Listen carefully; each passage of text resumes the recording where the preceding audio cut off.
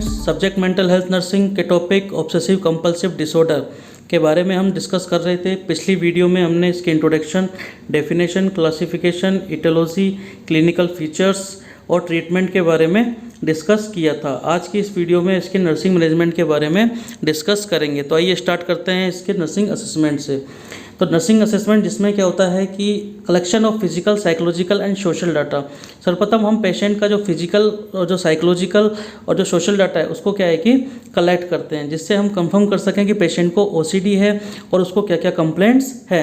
ये सभी हमको उसके डाटा कलेक्ट करने से ही पता चलता है। नेक्स्ट आता है assess patient repetitive ideas and action.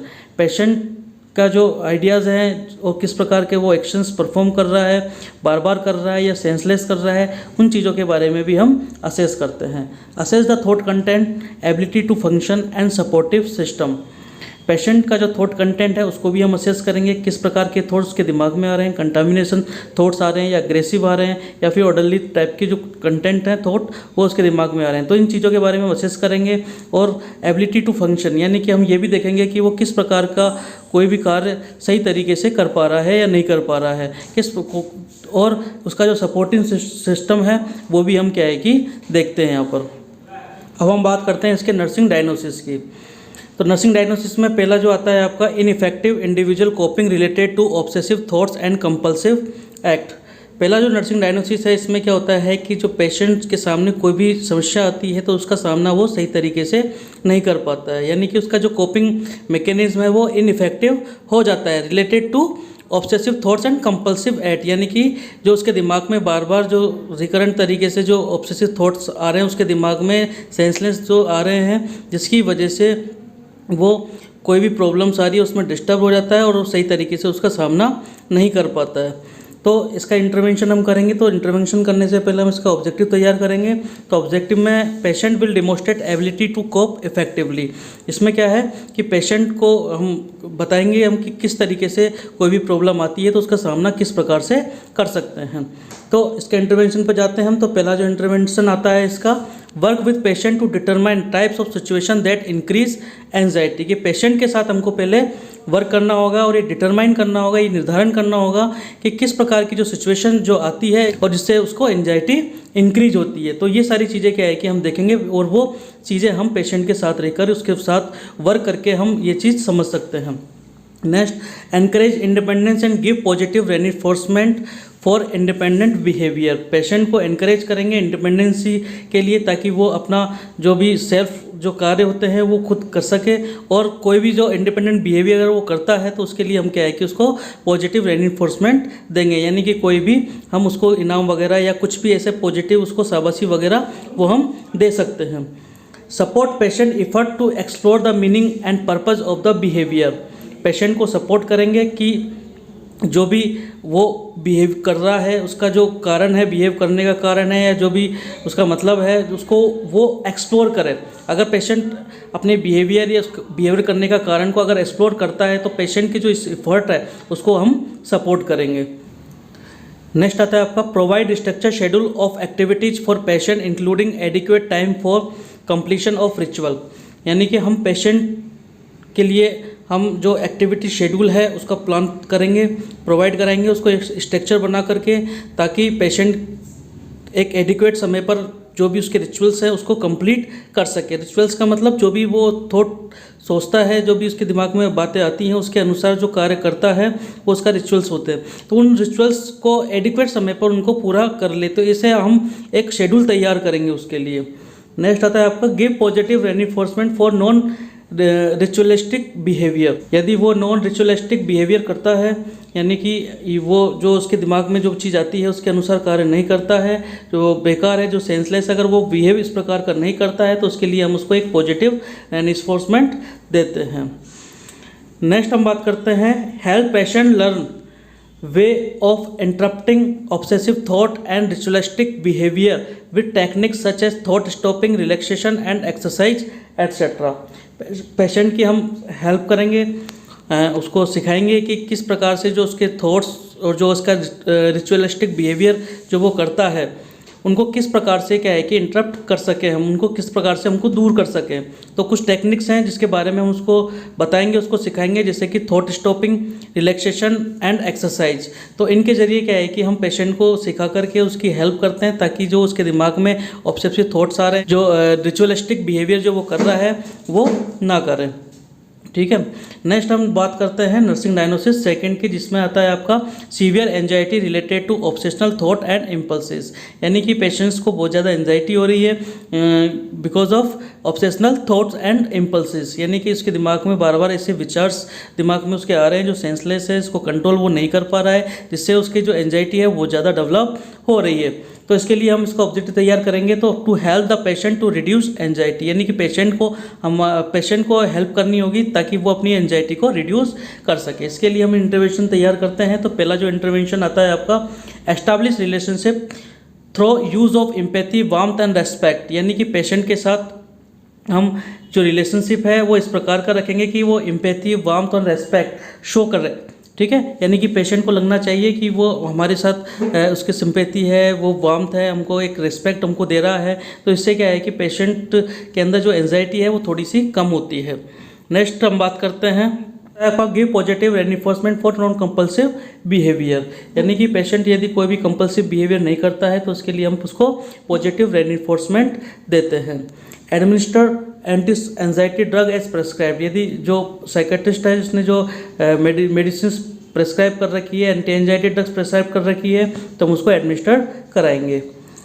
Participate and continue giving psychotherapy such as positive reinforcement, cognitive therapy, behaviour therapy etcetera. Patient को जिस प्रकार के जो थॉट्स के दिमाग में आ रहे हैं, इस प्रकार के जो कंपल्सिव एक्ट वो कर रहा है, तो उसके लिए हम उसको जो साइकोथेरेपी है वो कंटिन्यू रखेंगे, उसको पार्टिसिपेट करने के लिए बोलेंगे, जैसे कि पॉजिटिव रेनफोर्समेंट है, कॉग्निटिव थेरेपी है, बिहेवियर थेरेपी है। तो ये सारी जो थेरेपीज़ है उसको करने के लिए कंटिन्यू हम कहेंगे। इसके बाद हम आते हैं इसके नर्सिंग डायग्नोसिस थर्ड पर, जिसमें है sleep pattern disturbance related to the obsession, doubts and fear manifest by the repetitive checking of doors and not sleeping properly. इसमें बताया गया है कि पेशेंट का जो स्लीप पैटर्न है वो डिस्टर्ब हो चुका है। क्यों हो चुका है? क्योंकि उसके बार बार उसके दिमाग में जो ऑब्सेशनल डाउट्स जो आ रहे हैं दिमाग में, और जो फियर उसके दिमाग में बन जाता है, जिससे क्या है कि वो सही तरीके से स्लीप नहीं ले पा रहा है। जिसके लिए जैसे कि रिपीटिव चेकिंग बाय डोर्स, यानी कि बार बार उसको डोर को चेक करना पड़ रहा है, जिससे क्या है कि वो स्लीप प्रॉपरली तरीके से नहीं सो पा रहा है। तो इसको इंटरवेंशन से करने के लिए पहले ऑब्जेक्टिव तैयार करते हैं इसका, to get adequate sleep at night and to provide adequate rest hours to the patient को हम नाइट के अंदर एक एडिक्वेट स्लीप प्रोवाइड कराएंगे, और जो रेस्ट आवर है उसके लिए पेशेंट के लिए वो हम एडिक्वेट तरीके से प्रोवाइड कराते हैं। तो इसके लिए हम इंटरवेंशन करते हैं। तो पहला जो इंटरवेंशन आता है आप इसका, encourage him to do throw washing before going to bed. हम उसको एनकरेज करेंगे कि जब भी आपके अंदर जो भी एक्ट, आपको कंपल्सिव एक्ट यदि आपको कोई करना होता है, तो आप पहले ही कोई हाथ अगर आपको धोना है, या तो आप बेड से जाने से पहले ही क्या है कि वो हैंड वॉश करके रखें, और उसको ये चीज़ बार बार याद दिलाएंगे कि हाँ आपने हैंड वॉश कर लिया है और आप बिल्कुल एकदम कंटामिनेटेड फ्री हो और आराम से आप सो सकते हो। Encourage him to repeat the act only in the morning after getting up. Patient को एनकरेज करेंगे कि आप कोई भी एक्ट अगर रिपीटली आप करते हो तो वो केवल आप मॉर्निंग में उसको करें, यानी कि जब आप उठ जाते हो, जब आप सुबह उठते हो तब उसके बाद आप कोई भी रिपीटेड कार्य करते हो करना है आपको। Administer medication as prescribed. Patient को जो भी मेडिसिन प्रेस्क्राइब की गई है रिगार्डिंग सेडेटिव्स या एंटी एंजाइटी या जो भी मेडिसिन प्रेस्क्राइब की गई है वो मेडिसिन हम उसको एडमिनिस्टर कराएंगे। नेक्स्ट हम बात करते हैं इसके नर्सिंग डायग्नोसिस फोर्थ की। इसमें बताया गया है कि altered communication related to the disease process. उसका जो कम्युनिकेशन प्रोसेस है वो क्या है कि अल्टर्ड हो चुका है बिकॉज ऑफ डिजीज प्रोसेस, यानी कि डिजीज कंडीशंस इस प्रकार की है कि वो कम्युनिकेट नहीं कर पाए किसी लोगों के साथ, और जिससे क्या है कि उसको एक एंजाइटी डेवलप्स होती है। तो इसके इंटरवेंशन करने के लिए हम पहले ऑब्जेक्टिव तैयार करते हैं, to help the patient develop effective relationship. तो पेशेंट के लिए हम क्या है कि पहले उसकी हेल्प करेंगे कि वो अपना एक इफेक्टिव रिलेशनशिप है उसको डेवलप कर सके, जिसके लिए हम इसके इंटरवेंशन करते हैं, प्रोवाइड ट्रस्टिंग एनवायरनमेंट। उसको इस प्रकार का ट्रस्ट एनवायरनमेंट उसको प्रोवाइड कराएंगे जिससे क्या है कि वो एक ट्रस्ट कर सके हर किसी के ऊपर और आराम से उनके साथ कम्युनिकेट कर सके। Gradually encourage him to talk to more people. उसको ग्रेजुअली धीरे धीरे क्या है कि हम उसको एनकरेज करेंगे कि वो और अधिक लोगों से क्या है कि बातचीत करे, इससे क्या है कि उसका जो कम्युनिकेशन प्रोसेस है वो डेवलप होगा। Help the patient to accept the treatment. Patient की हेल्प करेंगे कि उसको जो भी ट्रीटमेंट दिया जा रहा है उसको एक्सेप्ट करें। Encourage the patient to cooperate and put in effort to bring about change in his behaviour. Patient को एनकरेज करेंगे कि वो लोगों के साथ और दूसरों के साथ कोऑपरेट करें, उनके साथ अच्छा बिहेव करें और ज़्यादा कोशिश करें कि अपने बिहेवियर के अंदर चेंज लाने की। तो इस तरीके से क्या है कि हम उसका जो नर्सिंग इंटरवेंशन है वो करके उसका जो कम्युनिकेशन प्रोसेस है वो डेवलप कर सकते हैं। नेक्स्ट हम बात करते हैं इसके नर्सिंग डायग्नोसिस फिफ्थ की। इसमें बताया गया है कि decrease socialisation related to disease process, यानी कि डिजीज प्रोसेस यानी कि जो ऑब्सेसिव कंपल्सिव डिसऑर्डर है इसकी वजह से उसका जो सोशलाइजेशन है वो भी क्या है कि डिक्रीज हो चुका है, जिसको क्या है कि हमको सही करना होता है। इसके लिए हम ऑब्जेक्टिव तैयार करते हैं, to help the patient to reestablish social interaction, यानी कि पेशेंट की हमको हेल्प करनी है कि वो दोबारा से क्या है कि सोशल इंटरेक्शंस को एस्टैब्लिश कर सके। तो उसके लिए इंटरवेंशन आप करते हो। इसके provide information to the patient when anxiety is at a low level. Patient के साथ कोई भी इंफॉर्मेशन शेयर करनी हो आपको या कोई बात करनी हो तो उस वक्त करें जब उसका जो एंजाइटी लेवल है लो लेवल पर होता है, क्योंकि लो लेवल पर उसका एंजाइटी लेवल होता है तो वो आपसे सही तरीके से बात कर पाएगा और सही तरीके से बात कर पाएगा तो उसका जो सोशलाइजेशन है वो इम्प्रूव होगा। नेक्स्ट आता है help the patients relative to participate in his treatment.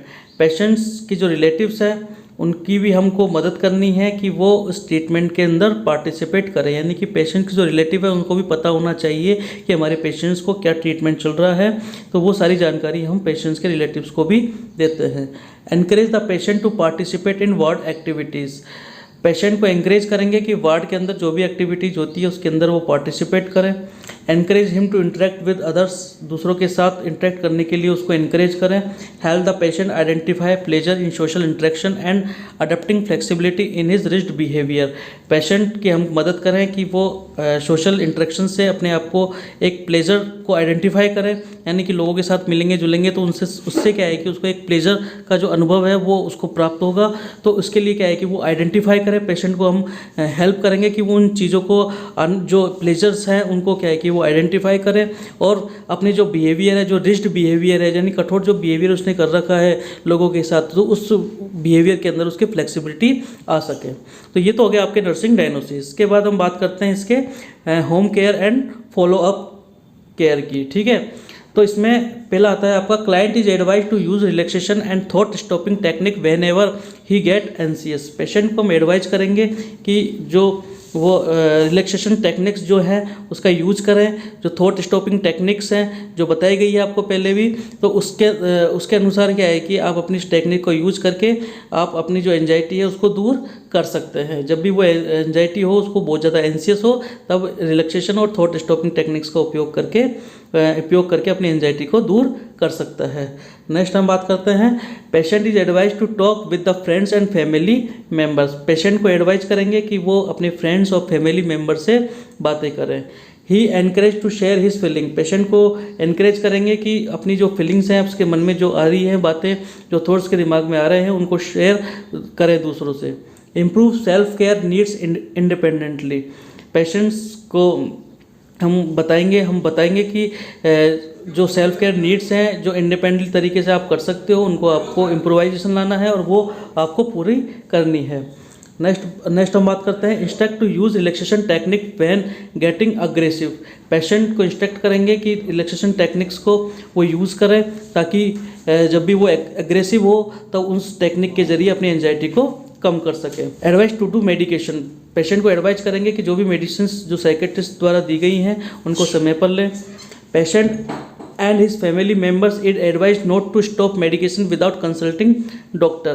Patient और उसके जो फैमिली मेम्बर्स हैं उनको एडवाइज करेंगे कि जो भी मेडिसिन आपको प्रेस्क्राइब की गई है उनको बीच में ना रखें जब तक कि डॉक्टर से आप कंसल्ट नहीं कर लेते। इसके बाद advise the patient for regular checkup and follow up. Patient को हम एडवाइज करेंगे कि वो रेगुलरली चेकअप के लिए आते रहें बार बार, ताकि हम कोई भी ऐसी अप्रिय घटना होती है या कोई भी ऐसे थॉट दिमाग में आते हैं तो हम उसको रिड्यूस कर सकें, जो एंजाइटी डेवलप होती है उसको हम रिड्यूस कर सकें। तो इस तरह से आपका जो होम केयर एंड फॉलोअप जो है वो भी आपका कंप्लीट होता है। तो इस तरीके से आपका जो OCD है वो आज कंप्लीट होता है। Thank you.